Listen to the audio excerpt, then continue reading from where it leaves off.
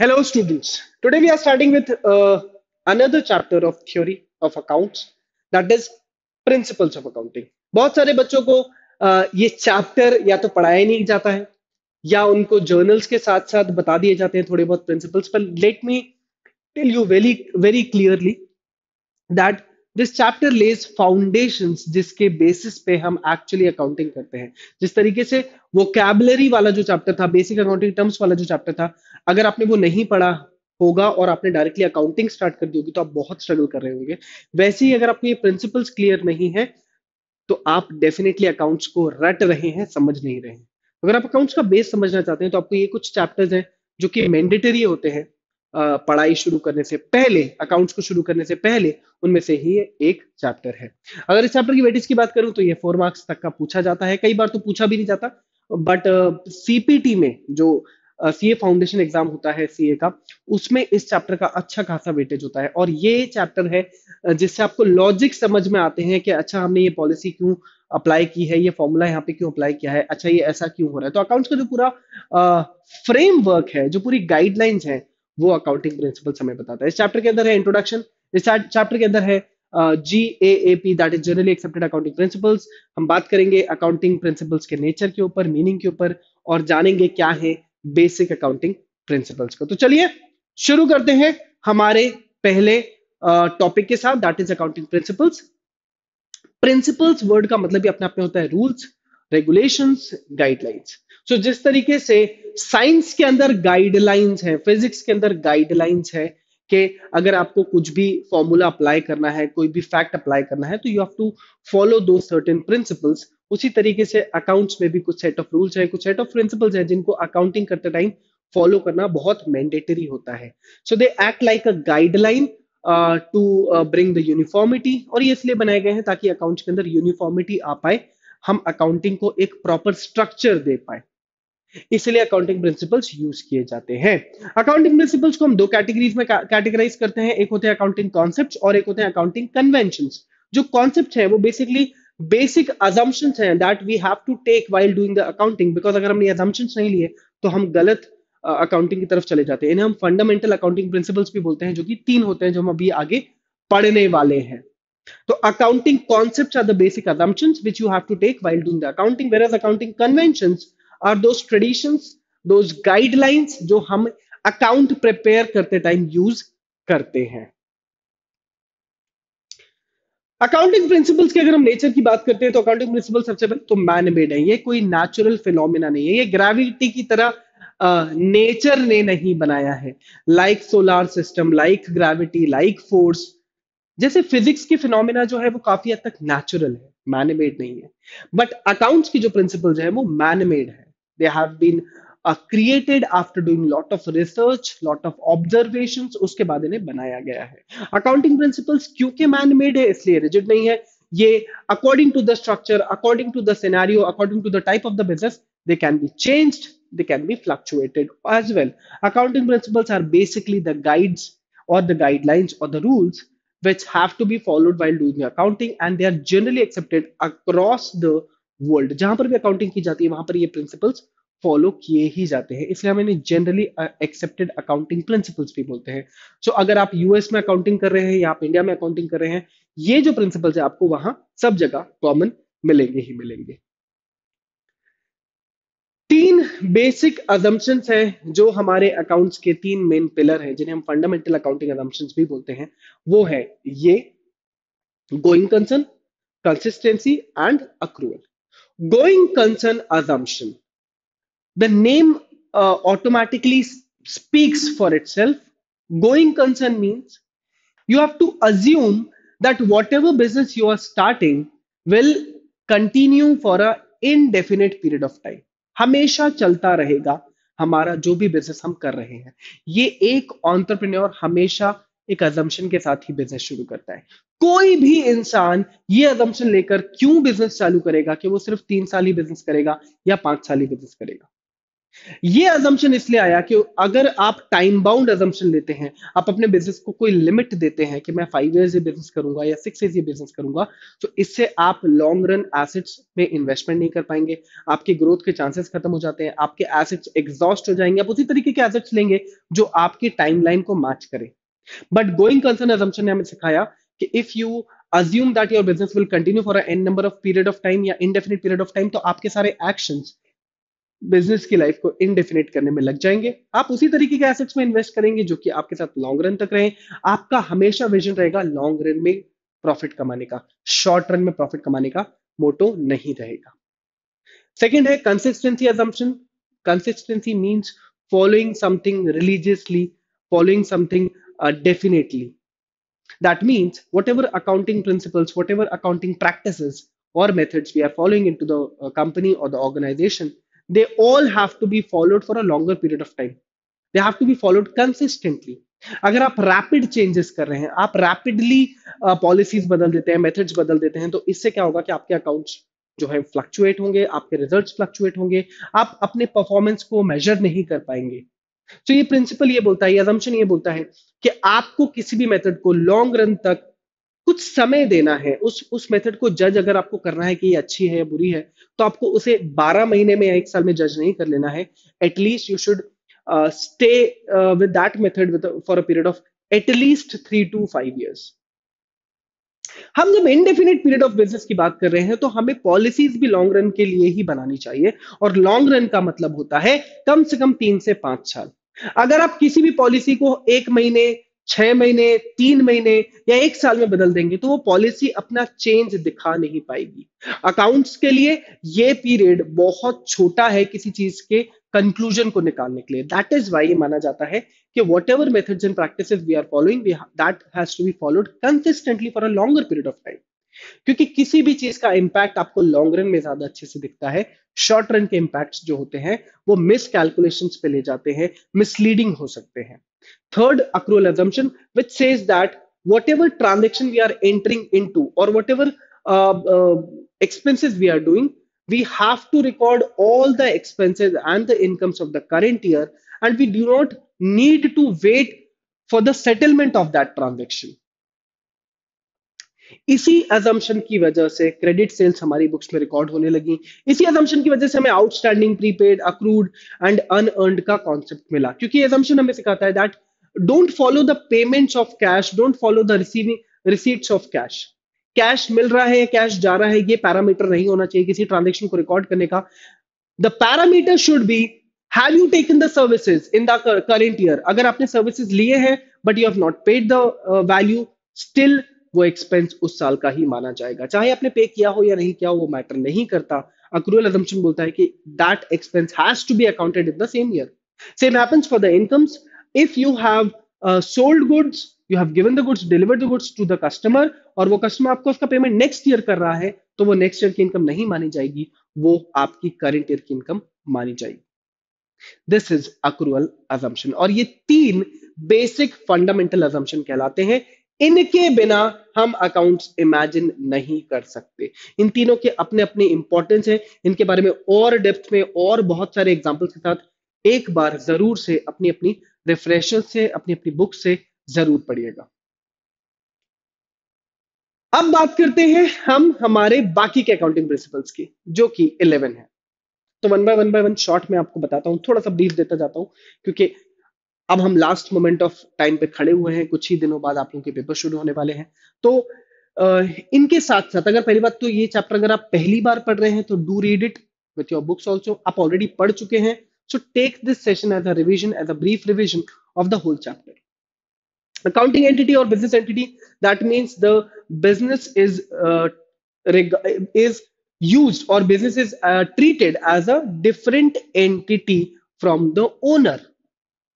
यही वो प्रिंसिपल जो बोलता है कि आपका बिजनेस एक अलग एंटिटी है और आपका ओनर एक अलग एंटिटी है। आपको ओनर के ट्रांजैक्शंस को अकाउंट्स में रिकॉर्ड नहीं करना है, और आपके बिजनेस के ट्रांजैक्शंस को ओनर के पर्सनल ट्रांजैक्शन के साथ मिक्स नहीं करना है। इसी प्रिंसिपल ने हमें सिखाया कि बिजनेस को एक अलग एंटिटी, एक अलग पर्सन की तरह ट्रीट करोगे, तभी आप रियल अकाउंट्स कर पाओगे, रियल पिक्चर देख पाओगे आपके ऑर्गेनाइजेशन की। Money measurement principle says that whatever transactions we are entering into, that has to be converted in terms of money, that has to be expressed in terms of money. If it is not, you cannot record them into the books of the accounts. That is why हम qualitative चीजों को record नहीं कर पाते हैं. Third है accounting period principle. Because we say that the business will continue for an indefinite period of time, so we don't have an end point to measure the results. That is why हमने हमारी entity की life को, हमारे organisation की life को, we have divided it into virtual accounting periods. We have given it a virtual age. We have virtual endpoints. Like we take it as 1 year. So 1 year will be the span जिसमें मैं starting से लेके end तक अपने business का result major कर पाता हूं. सो अकाउंटिंग पीरियड प्रिंसिपल ने हमारे अकाउंट्स की, हमारे बिजनेस की जो इनडेफिनेट पीरियड ऑफ लाइफ है, उसको छोटे छोटे सेगमेंट्स में ब्रेक कर दिया. Why? Because it was very much needed to measure the performance of the business. अगर indefinite period of time तक लाइफ है, तो मैं कब उसके रिजल्ट्स निकालता, हम हमारे बिजनेस के रिजल्ट्स कैसे चेक कर पाते? Because there was no end point. That is why accounting period principle आया और इसने बोला कि let's have virtual end points so that you can calculate the results of the business. इसलिए बोला जाता है कि books are closing, books are closing. That only means that for this year we are closing the books. Next year से हमारी नई book शुरू होने वाली है, ताकि आपको अपने पूरे past 1 year का ट्रैक परफॉर्मेंस मेजर करते बन जाए. Full disclosure principle, as the name suggests, says that everything which is happening inside the business and which is quantitatively happening, which can be expressed in terms of money, should be expressed in the books, should be recorded in the books. Each and everything should be disclosed in the books. It can be any kind of loss, it can be any kind of non-payment of installments, it can be any kind of outstanding expenses. But you should not manipulate your books. You have to fully disclose each and everything in your books. This is full disclosure principle. And the last one is materiality principle, that says when you are going to fetch your information, when you are giving to give information to the interested users of accounts, like you are going to give information about your entity, your organization, to the owners of the company, then you should only fetch those informations which are material to them. Whereas if you are going to furnish the information to your creditors or to your lenders, then you should only furnish those type of informations which are relevant to them. Your information should be dependent, should be classified according to the user to whom you are going to give the information. Because if you are fetching irrelevant informations to different users of accounting or accounting information, then you are actually damaging the goodwill of the company. People will start distrusting your company. If you're not telling the real things about the company, if a person is looking to invest into your company and you're not telling that you are financially weak, the company is struggling, you are manipulating with the informations, then, or you are disclosing the irrelevant information to that person. For example, if I'm willing to invest in your company, तो मुझे आपसे क्या जानना होगा? मैं जानना चाहता हूं कि आपके पास एसेट्स कितने हैं, आपके फिक्स एसेट्स और करंट एसेट्स का ब्रेकअप क्या है, आप पे कितने लोन्स ऑलरेडी हैं, आपकी फाइनेंशियल स्ट्रेंथ कैसी है. बट अगर आप मुझे अपने स्टॉक के बारे में बता रहे हैं, आप ये बता रहे हैं कि पिछले साल हमारा इतना स्टॉक एक्सपायर हो गया, आप ये बता रहे हैं कि पिछले साल हमने हमारे एम्प्लॉयज की यूनिफॉर्म्स चेंज कर दी, उसका कलर चेंज कर दिया, हमने हमारी कंपनी का ब्रांड नेम का लोगो चेंज कर दिया है, so I am not interested in that. An investor is not interested in that. The investor is looking to invest money into your company, so he needs to have the crucial information जिसको जानकर वो decision ले पाए कि ये company invest करने लायक है या नहीं है. तो ऐसी इंफॉर्मेशन को मटेरियल इंफॉर्मेशन बोला जाता है, और यही मटेरियलिटी प्रिंसिपल हमें सिखाता है. Prudence or conservatism principle, one of the most important principle, which says you have to account for the future losses in the current year as well. If you know you are going to have losses in the future years and they are definite, so you should record them into the books of accounts. Even if they are indefinite but they are going to happen, you know that this is going to happen, but you don't know the amount of that loss or that expense, you should also record those types of expenses. But this principle says never record any sort of future incomes, any types of future incomes, ignore future incomes. अब ऐसा क्यों है? क्योंकि हमने हमेशा savings करने में believe किया है। किसी भी कंपनी की लाइफ उसकी सेविंग्स पे चलती है। जितना ज्यादा वो बचाकर, जितना ज्यादा वो प्रॉफिट्स को सेव करके रिटेन्ड अर्निंग्स का रिजर्व बनाकर चलेगी, वो उतनी ज्यादा फाइनेंशियली स्ट्रांग होगी। अगर वो ऐसी इनकम्स पे रिलाई करने लगेगी जो फ्यूचर में होने वाली हैं बट डेफिनेट नहीं है, तो ऐसी कंपनीज को लॉस होना बहुत जाहिर सी बात है। बट ऐसी कंपनीज जो ये मानकर चलती हैं कि हमें अगले साल लॉस हो सकता है, अगले साल लॉस हो सकता है, सो हम इस साल के प्रॉफिट्स को बचा लें, पूरे खर्च ना करें, ताकि अगर अगले साल लॉस होता भी है so we have a reserve to cope up with those types of losses, तो हम बैकअप कर जाएंगे। The best example is the year 2020। All those companies which were lacking these types of reserves, all those companies which were not following this prudence principle, वो बंद हो गई। क्योंकि market इतना ज्यादा गिर गया, इकोनॉमी इतनी ज्यादा स्ट्रगल करने लगी कि लोन्स लेने भी बहुत मुश्किल हो गए थे, क्योंकि बैंक्स भी नहीं जानते थे कि कब ये पैंडेमिक खत्म होगा, कब क्या ये कंपनी जो मुझसे लोन मांगने आई है आज लॉस के टाइम पे, क्या ये मेरी ईएमआई पे कर पाएगी, क्या मुझे इसे लोन देना चाहिए? No, because that pandemic was a uncertain event.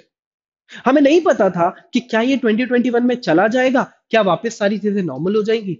No, there was no assurance. वो सारी कंपनीज इस पूरे पैंडमिक को झेल गई, निकाल गई, बाउंस बैक कर गई, जिनके पास प्रूडेंस प्रिंसिपल की वजह से अच्छे खासे रिजर्व्स थे। जब तक पैंडेमिक चला उन्होंने अपने रिजर्व्स को यूटिलाइज किया, और जैसे ही पैंडेमिक गया, बिजनेस वापस नॉर्मल हुआ, मार्केट्स नॉर्मल हुए, वो बाउंस बैक कर गए। उन्हें लोन्स नहीं लेना पड़ा, उन्हें अनफोर्सिन लाइबिलिटीज में नहीं जाना पड़ा, उन्हें अननेसेसरी बर्डन नहीं उठाना पड़ा। बट वो सारे ऑर्गेनाइजेशंस जो बिना रिजर्व्स के काम कर रहे थे, उनको शॉक लगा, they went to banks, banks ने मना कर दिया लोन्स देने से, and then finally they ended up closing और shutting down off the organisation.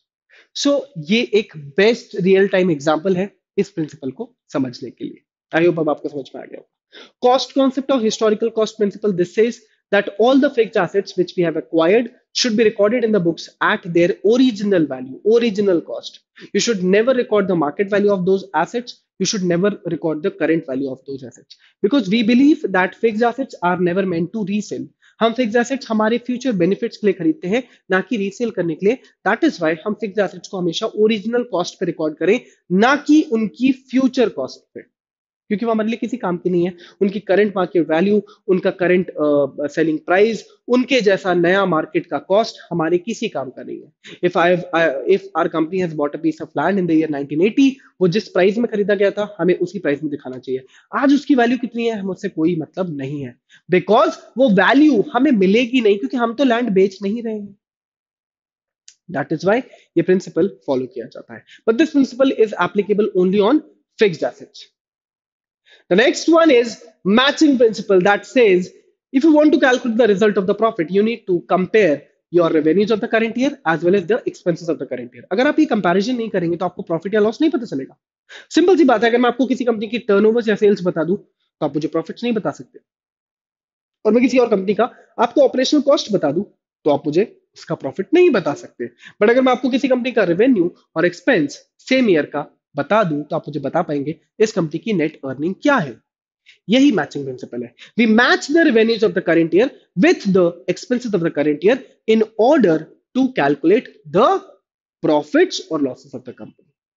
But याद रहे, करंट ईयर का ही रेवेन्यू करंट ईयर के एक्सपेंसेस से मैच होना चाहिए। अगर आप ऐसा कर रहे हैं कि रेवेन्यू किसी और ईयर का है, एक्सपेंस किसी और ईयर का है, so you are breaching this principle. Dual aspect principle, अब ये तो हमारी बुक का भी नाम है, dual double entry book keeping system. यहीं से ये प्रिंसिपल से ये सारी चीजें बनी है। This principle believes that every transaction has two impacts, one is a debit impact, another one is a credit impact, और वो दोनों इंपैक्ट हमारी बुक्स में करेक्टली रिकॉर्ड होना जरूरी है। अगर आप किसी एक ट्रांजैक्शन का एक ही इंपैक्ट रिकॉर्ड कर रहे हैं तो आप इनकम्प्लीट रिकॉर्डिंग कर रहे हैं, आप एरर कर रहे हैं, आप रियल अकाउंटिंग नहीं कर रहे हैं। वहीं अगर हो सकता है किसी ट्रांजेक्शन के तीन इंपैक्ट हो रहे हो, दो डेबिट और एक क्रेडिट, या दो क्रेडिट और एक डेबिट, वो चलेगा। बट डुअलिटी प्रिंसिपल बोलता है कि every transaction has two impacts and both the impact should be recorded into the books of accounts. Revenue recognition principle is followed by that accrual assumption. Revenue recognition principle says that revenue should be recorded in the books on the day when we have earned it, but not when we have received the cash. Similar to the accrual assumption, हमें sales का cash कब मिलेगा, उस दिन cell हो गई है ये नहीं मानना है। बजाय इसके हमने कस्टमर को गुड्स कब डिलीवर किए, हमारे लिए उस दिन सेल हो गई, हमारे लिए उस दिन रेवेन्यू रिकॉग्नाइज हो गया है। So we don't need to wait to settle the complete sales transaction. We should always record the revenues whenever we have done our part of work. इसी वजह से अगर आपको कोई कस्टमर एडवांस देके चला जाता है तो वो रेवेन्यू नहीं माना जाएगा, वो अनअर्न्ड इनकम माना जाएगा, बिकॉज आपको अभी कैश मिला है, आपने गुड्स डिलीवर नहीं किए हैं। आप इस प्रिंसिपल को ब्रेक कर देंगे अगर आपने उसे रेवेन्यू रिकॉग्नाइज कर दिया। And last, verifiable objectivity principle that says each and everything which is going to be recorded into the books of account should be verifiable, should be supported by some evidences. अगर आप purchase record कर रहे हैं तो there should be supporting documents जो उस purchases को verify कर पाए। हमारे पास वाउचर्स होने चाहिए। अगर आपने सेल्स रिकॉर्ड करी तो आपके पास वाउचर्स होने चाहिए, सेल्स रिटर्न्स हुआ है तो वाउचर्स होना चाहिए, सैलरीज दी गई हैं वाउचर्स होना चाहिए, वेजेस दी गई हैं वाउचर्स होना चाहिए। बिकॉज अगर आपने ऐसे ट्रांजेक्शन रिकॉर्ड किए which are not verifiable, that means there are high chances of doing errors and frauds. कोई भी ऐसी चीज जो बुक पे वेरीफिएबल नहीं है उस पर डाउट हो जाएगा, उस पर सवाल खड़े हो जाएंगे और आपकी बुक्स मैनिपुलेटिव दिखेंगी।